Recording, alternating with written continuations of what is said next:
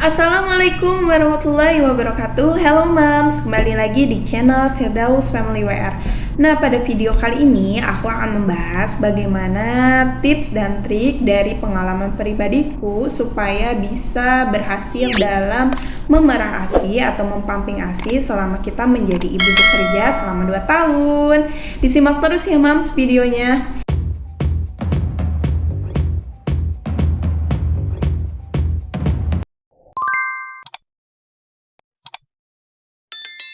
Oke Mams, jadi sebagai ibu bekerja yang menyusui, kita ingin tetap memberikan yang terbaik untuk anak kita, yaitu ASI. Memberikan ASI eksklusif merupakan kewajiban kita sebagai seorang ibu walaupun kita bekerja ya Mams. Nah, salah satu caranya kita bisa melakukan perah ASI atau mempamping ASI kita selama kita berada di tempat kerja.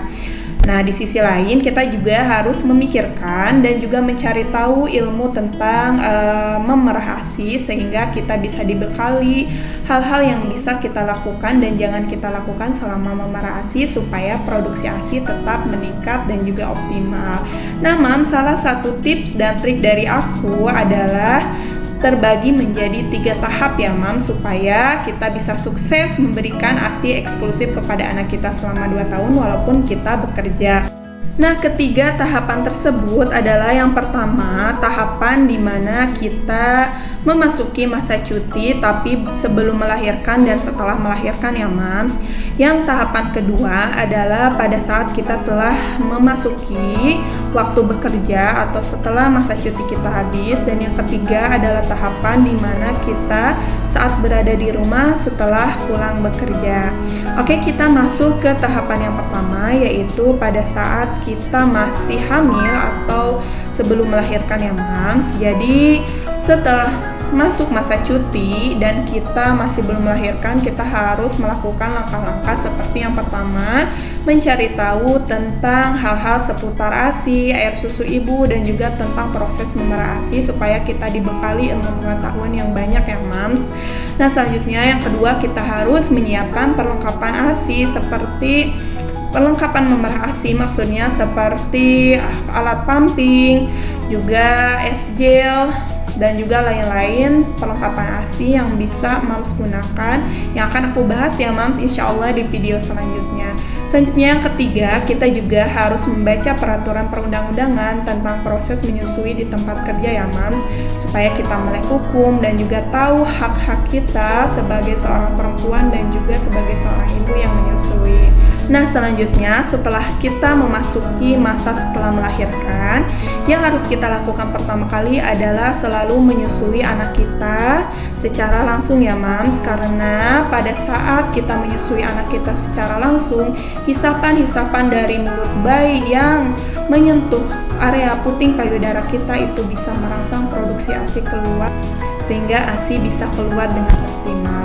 Nah, selanjutnya setelah ASI bisa keluar dengan optimal, kita juga harus menyusui anak kita selama 2 jam sekali minimalnya ya Mams, atau semaunya bayi. Apabila bayi mau sebelum 2 jam, kita juga harus segera menyusukannya kepada bayi kita secara langsung. Selanjutnya, jadwal pumping yang harus kita tentukan yaitu jadwal pada pagi, siang, malam hari ya Mams. Jadi di pagi hari saat anak tertidur kita harus pumping, biasanya aku dapat 1 botol. Lalu di siang hari bayi sedang tidur kita pumping lagi. Jamnya bisa menyesuaikan dengan waktu tidur bayi ya Mams. Selanjutnya pada sore hari bayi tidur kita pumping lagi, karena bayi di awal-awal newborn itu kebanyakan tidur ya Mams. Jadi kita harus memanfaatkan waktu sebaik mungkin untuk bisa mempamping ASI. Jadi di pagi hari, siang hari, dan sore hari kita udah dapat minimal 3 botol. Selanjutnya pada malam hari, tengah malam hari kita harus bangun untuk memompa ASI kita dan juga menyusukan ASI secara langsung kepada bayi kita. Biasanya di malam hari ini produksi ASI lebih meningkat daripada di siang hari dan juga pagi hari ya Mams. Biasanya kalau mempamping ASI di malam hari aku bisa dapat 2-3 botol. Nah, jadi untuk 1 hari kita bisa mempamping dan menghasilkan ASI sebanyak 6 botol minimalnya ya Mams. Nah, jadi setelah kita menentukan jadwal, kita harus konsisten dalam mempamping ASI.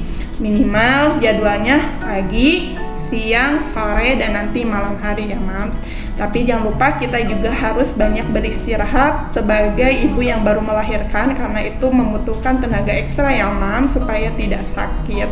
Nah, selanjutnya untuk tahapan yang kedua, yaitu tahapan setelah kita memasuki masa waktu bekerja ya Mams. Jadi yang pertama harus kita lakukan adalah dengan meminta izin kepada pimpinan kita supaya kita diberikan ruang dan waktu untuk bisa memerah ASI pada saat jam bekerja ya Mams. Walaupun pada dasarnya pada saat kita memerah ASI itu atau mengeluarkan ASI itu sudah diatur dalam Undang-Undang Ketenagakerjaan, tapi sebagai karyawan yang baik kita harus tetap meminta izin kepada pimpinan kita supaya proses memerah ASI kita bisa dilakukan dengan nyaman ya Mams. Nah, selanjutnya yang kedua, kita harus menyusun jadwal dari proses pumping.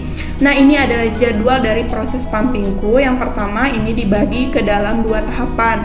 Tahapan yang pertama adalah sebelum bayi 6 bulan. Biasanya sebelum bayi 6 bulan ini produksi ASI itu sangat banyak sekali ya Mams. Jadi ini adalah jadwal yang aku lakukan pada saat bayi sebelum 6 bulan.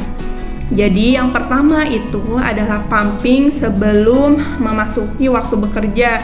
Jadi pumping di pagi hari, biasanya aku pumping jam 8 pagi, itu dapat 1 sampai 2 botol.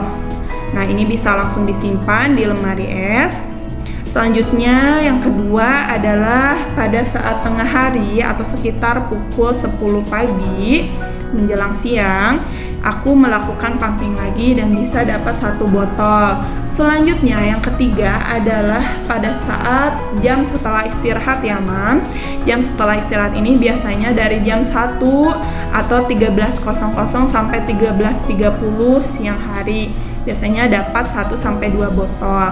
Selanjutnya sesi yang keempat, yaitu sesi terakhir, biasanya aku pumping sebelum jam pulang, berkisar dari jam 15.00 atau jam 3 sore sampai jam 16.30 atau jam 4.30 sore. Nah, ini selama kurang dari usia bayi 6 bulan, biasanya aku bisa membawa air susu ibu perah itu sebanyak 5-6 botol sehari. Nah, ini harus dilakukan konsisten ya Mam, supaya produksi ASI juga tetap terjaga dan juga bisa keluar dengan maksimal. Selanjutnya yang kedua adalah jadwal bayi memasuki 6 bulan ke atas. Jadi kenapa dipisahkan selama 2 tahap seperti ini? Karena pada dasarnya saat bayi telah makan, produksi ASI tidak sebanyak pada awal menyusui ya Mams. Jadi kita harus menyesuaikannya. Nah, jadwalnya adalah yang pertama itu tetap di pagi hari sekitar jam 8 saya pumping, atau juga bisa dimajukan ke jam 9, maksimalnya jam 10 ya Mams. Itu 1 kali pumping biasanya dapat 1 sampai 2 botol. Nah, selanjutnya setelah jam istirahat sesi kedua pada saat jam 13.00 atau jam 1 siang sampai 13.30 setengah 2 siang biasanya dilakukan pumping lagi dan dapat 1 botol. Selanjutnya yang terakhir itu sesi ketiga pada saat sebelum pulang kerja, itu bisa dilakukan pada jam 15.00 atau 3 sore sampai 16.00 atau 16.30 jam 4.30 sore. Dan ini bisa dapat 1 botol. Jadi biasanya dapat 4 sampai 5 botol ya Mams. Nah, itu dia Mams, hal-hal yang harus kita lakukan pada tahapan yang kedua, yaitu tahapan saat kita masuk bekerja atau setelah cuti melahirkan selesai. Nah, di sini kita harus tepat waktu ya Mams, dan juga kita harus bisa menyesuaikan jadwal pumping kita dengan kesibukan bekerja. Jadi jangan pernah yang namanya men-skip pumping, minimal 4 sampai 3 kali dalam sehari, yaitu pagi, siang, sore ya Mam, sehingga produksi ASI kita bisa tetap terjaga dan juga nggak ada yang namanya ASI seret pada saat pumping. Oke, selanjutnya masuk ke tahapan yang ketiga, tahapan yang terakhir yaitu tahapan dimana kita telah pulang bekerja. Nah, pada saat kita sudah pulang bekerja, yang harus kita lakukan adalah menyusui langsung kepada bayi kita sehingga hisapannya itu bisa merangsang produksi ASI kembali ya Mams.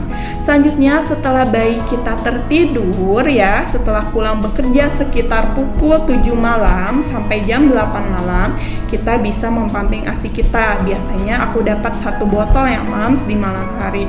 Selanjutnya pada tengah malam kita juga harus bangun untuk memerah ASI atau mempamping ASI. Nah, biasanya pada saat malam ini ASI lebih meningkat ya Mam volumenya, sehingga bisa mendapatkan 2-3 botol atau 1-2 botol pada saat tengah malam. Biasanya tengah malam ini antara kisaran jam 12 sampai jam 3 malam. Nah, itu dia Mams, jadwal-jadwal memerah ASI dan juga yang harus dilakukan untuk menunjang proses keberhasilan kita dalam memerah ASI dan memberikan ASI eksklusif kepada anak kita. Semoga bermanfaat ya Mams, tetap semangat dalam memberikan nutrisi terbaik untuk anak kita yaitu ASI. ASI adalah salah satu bentuk cinta kita kepada anak kita. ASI adalah hak istimewa untuk anak kita dan juga kewajiban yang Allah berikan kepada kita untuk bisa memberikan kepada anak kita ASI tersebut. ASI adalah sumber rezeki anak kita. ASI adalah bentuk nyata dari kebesaran Allah yang Allah berikan keistimewaan kepada seorang ibu yang tidak bisa digantikan oleh siapapun. Tetap semangat ya Mams dalam menyusui anak kita. Semoga bermanfaat. Jangan lupa like, comment, and subscribe. Terima kasih. Salam nenen. Wassalamualaikum warahmatullahi wabarakatuh.